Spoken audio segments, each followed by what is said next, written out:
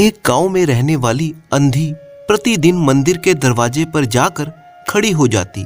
दर्शन करने वाले बाहर निकलते तो वह अपने हाथ फैला देती और बड़ी ही विनम्रता से कहती, बाबूजी, अंधी पर दया हो जाए।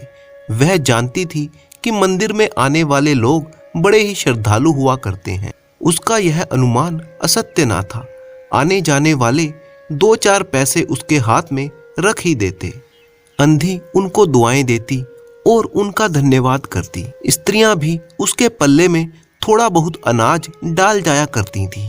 सुबह से शाम तक वह इसी प्रकार हाथ फैलाए खड़े रहती। उसके पश्चात मन ही मन में भगवान को प्रणाम करती और अपनी लाठी के सहारे अपनी झोपड़ी के रास्ते पर निकल जाती। उसकी झोपड़ी नगर से बाहर थी। रास्ते में भी वह याचना करती हुई जाती, किंतु राहगीरों में अधिकतर लोग उसे पैसे नहीं बल्कि झिड़कियां देते थे। तब भी अंधी निराश न होती। उसकी याचना बराबर जारी रहती थी। झोपड़ी तक पहुंचते पहुंचते उसे 2-4 पैसे और मिल जाते थे। झोपड़ी के नजदीक पहुंचते ही एक 10 वर्ष का बालक उछलता कूदता आता और उससे चिपट जाता। अंधी टटोल कर उसके माथे को चूमती। यह बच्चा कौन था, किसका है, कहां से आया, इस बात का किसी को भी पता नहीं था। 5 वर्ष पहले पास पड़ोस वालों ने उसे अकेला देखा था। इन्हीं दिनों में एक शाम के समय लोगों ने उसकी गोद में एक बच्चा देखा। वह रो रहा था। अंधी उसका मुख चूम चूम कर उसे चुप कराने का प्रयत्न कर रही थी। यह कोई असाधारण घटना नहीं थी, अतः किसी ने भी नहीं पूछा कि यह बच्चा किसका है। उसी दिन से यह बच्चा अंधी के पास था और प्रसन्न भी था। उसको वह अपने से भी अच्छा खिलाती और पहनाती। अंधी ने अपनी झोपड़ी में एक हांडी गाड़ रखी थी। संध्या के समय जो कुछ भी मांग कर लाती उस हांडी में डाल देती और किसी वस्तु से उसको ढक देती, इसीलिए कि दूसरे व्यक्तियों की दृष्टि उस पर ना पड़े। खाने के लिए अच्छा अन्न मिल जाता था, उससे उसका काम चल जाता था। पहले बच्चे को भरपेट खिलाती, फिर स्वयं खाती। रात को बच्चे को अपने वक्ष से लगाकर वह पड़ी रहती। प्रातः काल होते ही उसको खिला पिलाकर फिर मंदिर के द्वार पर जा खड़ी होती। काशी में सेठ बनारसी दास बहुत ही प्रसिद्ध व्यक्ति थे। बच्चा बच्चा उनकी कोठी से परिचित था। बहुत ही बड़े देशभक्त और धर्मात्मा आदमी थे वो। धर्म के कार्यों में उनकी बड़ी रुचि थी। दिन के 12 बजे तक सेठ स्नान और ध्यान में लगे रहते। कोठी पर हर समय भीड़ लगी रहती थी। कर्ज के इच्छुक तो आते ही थे, परंतु ऐसे व्यक्तियों का भी तांता बंधा रहता जो अपनी पूंजी सेठ के पास धरोहर के रूप में रख जाते थे। सैकड़ों भिखारी अपनी जमा पूंजी इन्हीं सेठ के पास जमा करा जाते। अंधी को भी यह बात ज्ञात थी, किंतु पता नहीं अब तक वह अपनी कमाई यहाँ पर जमा कराने में क्यों हिचकिचाती रही। उसके पास काफी रुपए हो गए थे। हांडी लगभग पूरी तरह से भर चुकी थी। उसको शंका थी कि कोई चुरा ना ले। एक दिन शाम के समय अंधी ने वो हांडी उठाई और अपने कपड़ों में छिपाकर सेठ की कोठी पर जा पहुंची। अंधी ने हांडी को सेठ के आगे सरका दिया और डरते डरते कहा, सेठ जी, इसे अपने पास जमा कर लो। मैं अंधी अपाहिज कहाँ तक रखती फिरूंगी। सेठ ने हांडी की ओर देखकर कहा, इसमें क्या है। अंधी ने उत्तर दिया, भीख मांग मांग कर अपने बच्चे के लिए 2-4 पैसे इकट्ठे किए हैं। अपने पास रखते हुए डरती हूँ, कृपया इन्हें आप अपनी कोठी में रख लें। सेठ जी ने मुनीम की ओर संकेत करते हुए कहा, बही में जमा कर लो। फिर बुढ़िया से पूछा, तेरा नाम क्या है। अंधी ने अपना नाम बताया। मुनीम जी ने नकदी गिन कर उसके नाम से जमा कर ली और वह सेठ जी को आशीर्वाद देती हुई अपनी झोपड़ी की राह पर चली गई। 2 वर्ष बड़े ही सुख के साथ बीत गए। इसके पश्चात अंधी के लड़के को एक दिन बुखार हो गया। अंधी ने दवा दारू की, झाड़ फूंक से भी काम लिया, टोने टोटके की परीक्षा की, परंतु सारी कोशिशें व्यर्थ सिद्ध हुईं। लड़के की दशा दिन प्रतिदिन बुरी होती गई। अंधी का हृदय टूट गया। साहस ने जवाब दे दिया। वह निराश हो गई, परंतु फिर उसे ध्यान आया कि संभवतः डॉक्टर के इलाज से फायदा हो जाए। इस विचार के आते ही वह गिरती पड़ती सेठ जी की कोठी पर आ पहुंची। सेठ जी वहीं पर उपस्थित थे।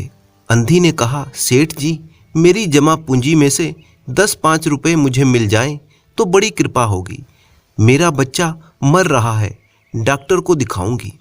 सेठ जी ने कठोर स्वर में कहा, कैसी जमा पूंजी, कैसे रुपए? मेरे पास किसी के रुपए जमा नहीं है। अंधी ने रोते हुए उत्तर दिया, 2 वर्ष हुए मैं आपके पास धरोहर रख गई थी, दे दीजिए, बड़ी दया होगी। सेठ जी ने मुनीम की ओर रहस्यमय दृष्टि से देखते हुए कहा, मुनीम जी, जरा देखो तो इसके नाम की कोई पूंजी जमा है क्या? तेरा नाम क्या है री? सेठ की बात सुनकर अंधी की जान में जान आई, आशा बंध गई। पहला उत्तर सुनकर उसने सोचा था कि सेठ बेईमान है, किंतु अब सोचने लगी कि हो सकता है सेठ को ध्यान ना रहा हो। ऐसा धर्मी व्यक्ति भी भला कहीं झूठ बोल सकता है। अंधी ने अपना नाम बता दिया। सेठ के मुनीम ने खाता बही उलट पलट कर देखी, फिर कहा, नहीं तो इस नाम पर एक भी पाई जमा नहीं है। अंधी वहीं बैठी जमी रही। उसने रो रो कर कहा, सेठ जी, परमात्मा के नाम पर, धर्म के नाम पर कुछ दे दीजिए, मेरा बच्चा जी जाएगा, मैं जीवन भर आपके गुण गाऊंगी। परंतु सेठ का दिल ना पसीजा। उल्टा सेठ जी गुस्सा होकर बोले, जाती है या नौकर को बुलाऊं? अंधी लाठी टेक कर खड़ी हो गई और सेठ की ओर मुंह करके बोली, अच्छा, भगवान तुम्हें बहुत दे, और अपनी झोंपड़ी की तरफ चल दी। अंधी की कही हुई ये बात कोई आशीष ना थी, बल्कि एक दुखी का शाप था। बच्चे की दशा बिगड़ती गई, दवा दारू हुई ही नहीं। एक दिन उसकी अवस्था चिंताजनक हो गई, प्राणों के लाले तक पड़ गए। उसके जीवन से अंधी और भी निराश हो गई। सेठ पर रह रहकर उसे क्रोध आता था। वह सोचती, इतना धनी व्यक्ति है, 2-4 रुपए दे देता तो क्या चला जाता। फिर मैं उससे कोई दान तो नहीं मांग रही थी, अपने ही रुपए मांगने गई थी। उसे सेठ जी से घृणा हो गई थी। बैठे बैठे उसको कुछ ध्यान आया। उसने बच्चे को अपनी गोद में उठा लिया और ठोकरे खाती गिरती पड़ती सेठ के द्वार पर पहुंच गई।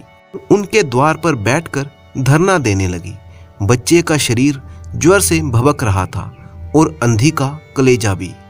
सेठ जी का कोई नौकर किसी काम से बाहर आया।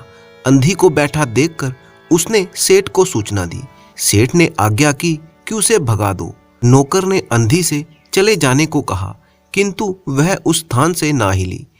नौकरों ने उसे मारने का भय दिखाया, परंतु वह टस से मस न हुई। नौकर ने अंदर जाकर कहा कि यह बला नहीं टल रही। सेठ जी स्वयं बाहर पधारे, देखते ही पहचान गए।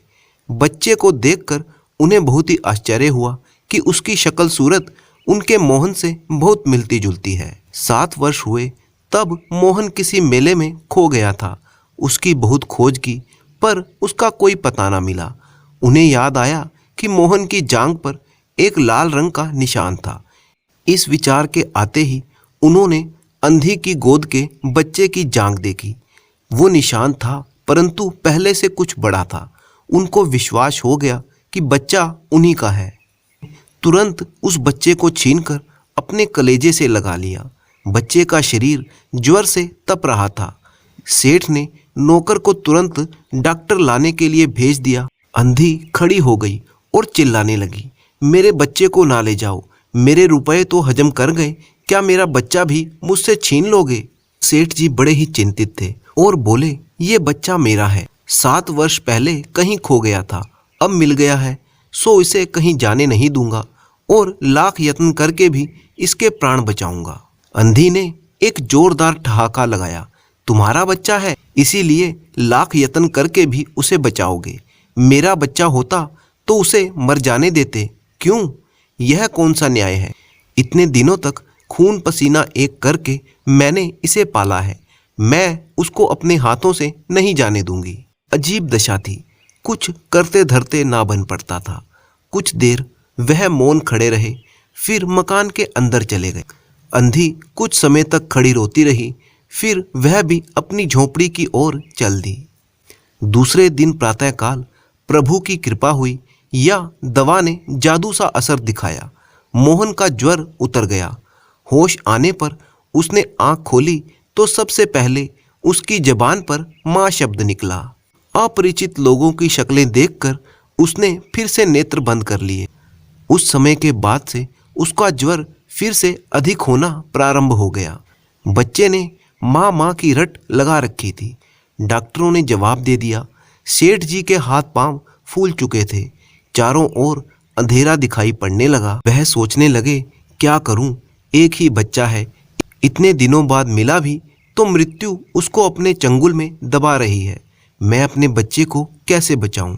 पत्नी को बाहर भेजा कि देखो कहीं वह अंधी द्वार पर न बैठी हो, परंतु वह वहां पर कहाँ थी। सेठ जी ने अपनी गाड़ी तैयार करवाई और बस्ती के बाहर उस अंधी की झोंपड़ी पर जा पहुंचे। झोंपड़ी बिना द्वार के थी। सेठ जी अंदर पहुंच गए। देखा कि वह अंधी रो रही थी। उसकी आंखों से आंसू लगातार बह रहे थे। सेठ जी ने धीरे से उसको हिलाया। उसका शरीर भी अग्नि की भांति तप रहा था। सेठ जी ने कहा, अरे अंधी, तेरा बच्चा मर रहा है। डॉक्टर निराश हो गए हैं। रह रहकर वह बच्चा तुझे पुकारता है। अब तू ही उसके प्राण बचा सकती है। चल मेरे साथ और मेरे नहीं बल्कि अपने बच्चे की जान बचा ले। अंधी ने उत्तर दिया, मरता है तो मरने दो। हम दोनों स्वर्ग लोक में फिर माँ बेटे की तरह मिल जाएंगे। इस लोक में सुख नहीं है, वहाँ पर मेरा बच्चा सुख में रहेगा। मैं वहाँ उसकी खूब सेवा करूँगी। सेठ जी रोने लगे। आज तक उन्होंने किसी के सामने सिर न झुकाया था, किंतु इस समय अंधी के पांव में गिर पड़े और रो रो कर कहने लगे, ममता की लाज रख लो, आखिर तुम भी उसकी माँ हो। चलो, तुम्हारे जाने से वह बच जाएगा। ममता शब्द सुनकर अंधी का दिल पिघल गया। उसने तुरंत कहा, अच्छा चलो। सेठ जी सहारा देकर उसे लाए और अपनी गाड़ी में बिठा दिया। गाड़ी घर की तरफ दौड़ने लगी। उस समय सेठ जी और अंधी भिखारिन की दशा एक ही जैसी थी।